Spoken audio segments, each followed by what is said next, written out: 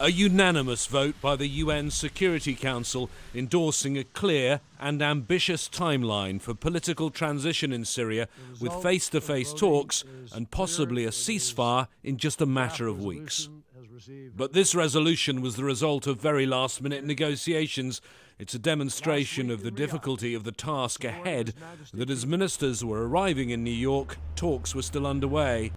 Diplomats ultimately reporting to the Russian foreign minister were fighting with their counterparts over many of the words and details of the resolution. When it was finally passed, it was praised by the current president of the Security Council, the United States. After 4.5 years of war, this is the first time we have been able to come together at the United Nations in the Security Council to embrace a road forward. During that time, 1 Syrian in 20 has been killed or wounded. 1 in 5 is a refugee.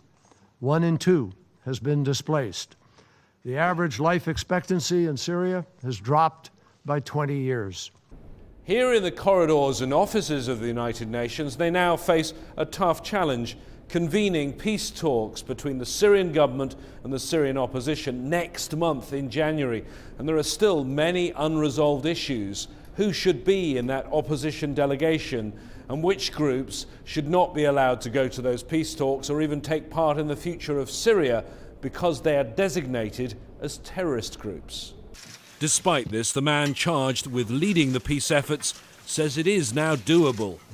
You remember the name Mission Impossible? Well, Mission Impossible is becoming potentially possible thanks to what we saw today. But the hardest issue of all, the future of President Assad, is still in dispute. The Russian foreign minister again stressing it was not for the international community to decide his fate. As to Bashar al-Assad's fate, we talked about that repeatedly just recently. President Putin addressed the nation in his annual press conference, and he elaborated on this issue. On principle, we cannot agree with any approach which presupposes obtruding on another nation from outside certain vision of what its leadership should look like. At one point, as he spoke in Russian, Secretary Kerry wasn't getting the translation on his headset. This on the day the two men, as well as the rest of the Security Council, finally negotiated the exact language of the resolution. But will those carefully agreed words still make sense to both men when they're put to the test in the coming months? James Bays, Al Jazeera of the United Nations.